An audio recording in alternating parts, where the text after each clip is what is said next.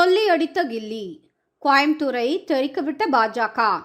பாரத பிரதமர் நரேந்திர மோடி அவர்கள் இன்றைய தமிழகம் வருகைக்கு முன்பு சிறப்பான தரமான சம்பவம் ஒன்றை செய்திருக்காரு.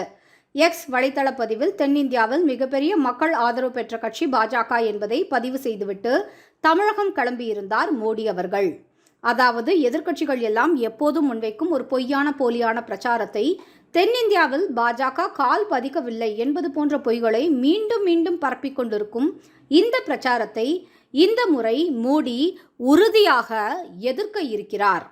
இந்த பாராளுமன்ற தேர்தல் முடிவுகள் வெளிவரும்போது தென்னிந்தியாவில் மிக பெரும் கட்சியாக தனிபெரும் கட்சியாக இருக்க போவது பாரதிய ஜனதா கட்சி மட்டும்தான். அந்த வகையில் நாம் ஏற்கனவே கூறியதை போன்று மோடி அவர்கள் அழுத்தம் திருத்தமாக ஆணித்தனமாக பதிவிட்டு வந்தார் என்பது நமக்கு மகிழ்ச்சியே. தமிழ்நாடு, கர்நாடகா, கேரளா, ஆந்திரம் மற்றும் தெலுங்கானாவை பொதுவாக தென் மாநிலங்கள் என்று நாம் கூறுவோம். இந்த மாநிலங்களில் அந்தந்த பிராந்திய கட்சிகளின் ஆதிக்கம்தான் வலுவாக உள்ளது என்றாலும் இந்த முறை தேசியத்தை மையமாக வைத்து நடக்கவிருக்கும் இந்த தேர்தலில் இங்கே பாஜகவின் கொடிதான் பட்டொளி வீசி பறக்கப் போகிறது என்பது உறுதி. அதைத்தான் பாரத பிரதமர் நரேந்திர மோடி அவர்கள் சூசகமாக நமக்கு தெரிவித்திருக்கார். சொல்லி அடிப்பதில் கில்லியான மோடி அவர்கள் இப்போதே அதிரடியாக தன்னுடைய மெகா திட்டத்தை அறிவித்து விட்டார்.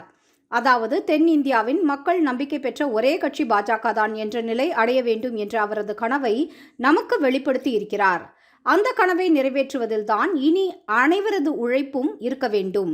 தென்னிந்தியாவில் கால் தடத்தை பதிப்போம் என்று பதிவிட்டு நேராக தமிழகம் வந்துள்ளார் மோடி.